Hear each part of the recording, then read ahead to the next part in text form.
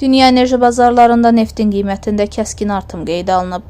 Ticarət məlumatlarına əsasən Brent Crude Oil markalı neftin 1 barelinin qiyməti $119 həddinə yaxınlaşıb.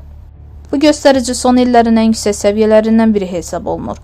Məlumata görə qiymət artımı əsasən Yaxın Şərqdə artan geosiyasi gərginlik və enerji təchizatında mühüm fasilələrlə bağlı narahatlıqlardan qaynaqlanır. Analitiklər bildirirlər ki, regionda baş verən hərbi və siyasi hadisələr neft tədarükü marşrutlarının təhlükəsizliyi ilə bağlı riskləri artırıb və bazarda qiymətlərin sürətlə yüksəlməsinə səbəb olub. Xüsusilə də dünyanın ən mühüm enerji nəqliyyat yollarından biri hesab olunan Hörmüz boğazı ətrafında yaranan gərginlik qlobal neft tədarükünə təsir edə biləcəyi üçün bazarda əlavə risk mükafatı formalaşdırıb.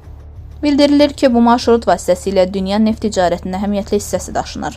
Ekspertlərin fikrincə geosiyasi vəziyyət gərgin olaraq qalarsa, neft qiymətlərinin daha da yüksəlməsi ehtimalı istisna edilmir.